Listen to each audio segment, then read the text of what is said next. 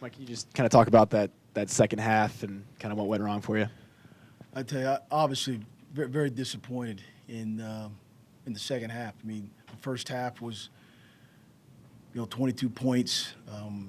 They had 7 points. I thought our guys played well, scored in the red zone. They were 1 for 7, third down. Thought we played well. And then in the second half, we couldn't stop them. We couldn't hang on to the ball, continue drives. So it is disappointing. It's very disappointing and frustrating.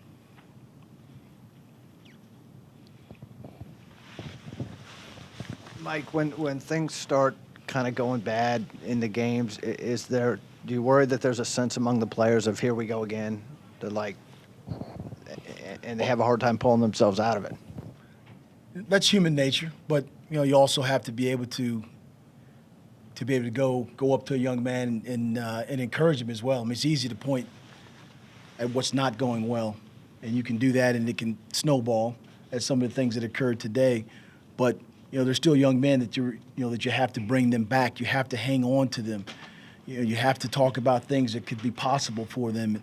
And again, there's enough negativity and there's enough things that are going on in the game that that they know about. And so it's the challenge, but it's a challenge to why you coach and why you teach and why you don't give up on players or people. On the third down prior to the field goal attempt and then the second field goal attempt, it looked like the clock was about to run out, and David kind of heaved it up there. Any miscommunication there? And just talk about the fact that, Alec made the 39-yarder and then that didn't count. Yeah, some communication issues as far as substitutions, who's in, clock management. It wasn't handled properly, and it has to be handled better.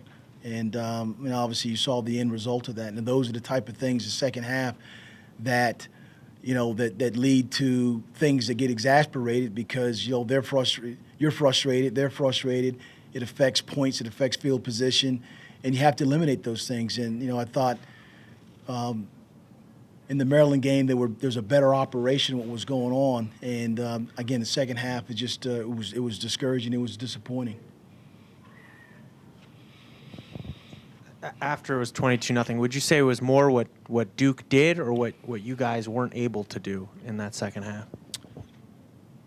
Well, probably a combination of both. I mean, obviously, you go into halves 22-7, and then they come out and they receive the ball, so we stop them. So there's a change of possession, and then in the third quarter, I think they just they did a nice job adjusting and do what they needed to do to put points. We didn't. I go back and I look and they were 4 for 4 fourth downs, and 4 for 16 in third downs, after being 1 for 7 in the first half. And so they extended drives, and we didn't, and they capitalized, and we didn't. Seems like David had some accuracy issues, mostly overthrowing people. Is that something he's prone to do if he's rushed or whatever? Well, we have to make sure, and he has to make sure that when guys are open, you gotta hit them, whether it's touch is required or whether it's putting the ball where it needs to be. We'll have a chance to go back and look at the film, and Steve, Coach Fairchild, will have a chance to look at him and correct those errors or those things that that we saw today. I mean, he's got to play better. I'm sure he understands that. He played well enough in the first half, but not good enough, not better in the second half. Mike, the last 2 years, Duke's outscored you 56-0 in the second half. Is there anything that Coach Cutcliffe's doing that's made it tough to adjust to, or anything specific to that?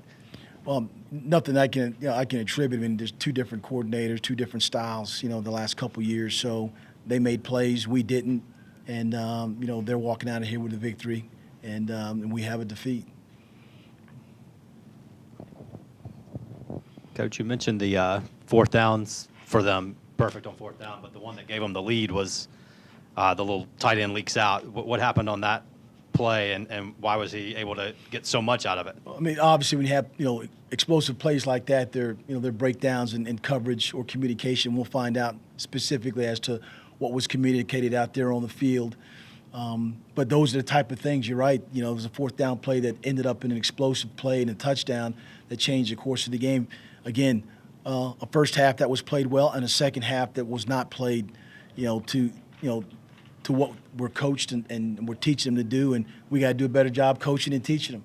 And we have to execute to give ourselves a chance in these second half periods when things go back and forth and you have to handle some adversity that's happening and respond to that. We didn't do a good job of responding to that today, particularly the third quarter. Mike, obviously you got no choice but to get back at it tomorrow and next week. What's your sense of the resilience of the guys that they've been dealing with a lot here 4 weeks in a row?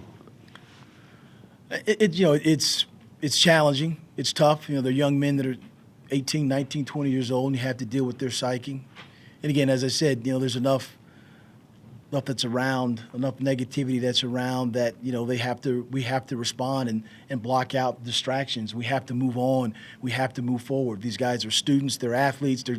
We want to win. They want to win.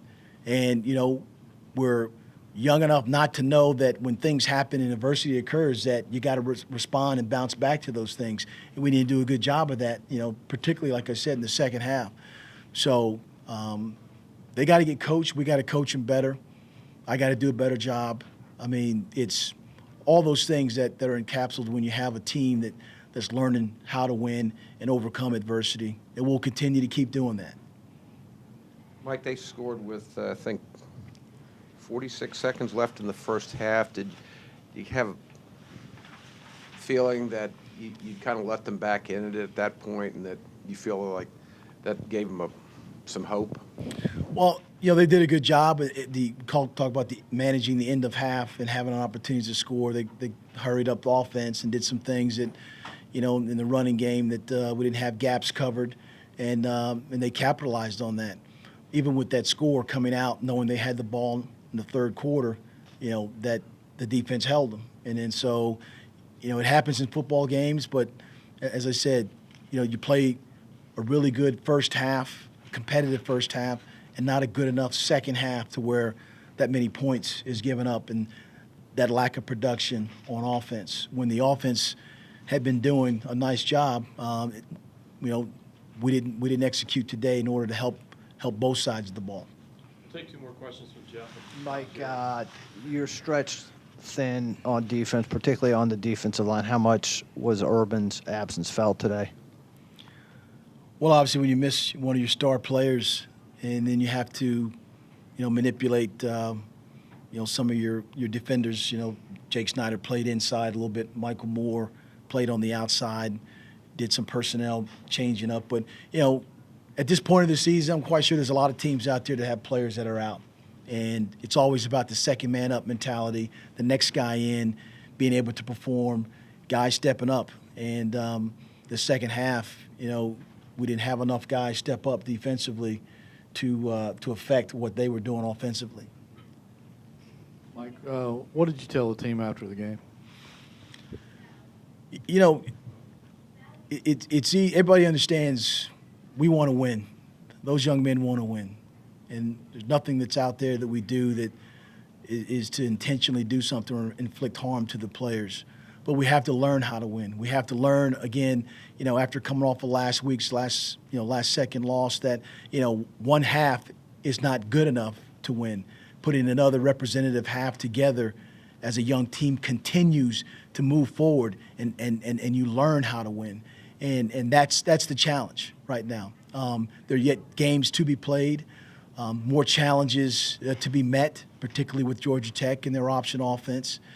And, these guys, like I said, they're 18, 19, 20-year-olds that are looking for leadership. And it's easy to point fingers and it's easy for them to get down on themselves, but we can't do that. I mean, we can't. You can't do that with these guys when you're dealing with young men that think that their identity is wrapped up in wins and losses on the football field. And it's discouraging, it's disappointing, that we lost, but there's a lot of young men in there that need to understand that they're more than just a football player. Even though you want to win, you want to do those things necessary to give yourself a chance to win. But they still got to go to school on Monday. They still have to be accountable in the communities and where they live.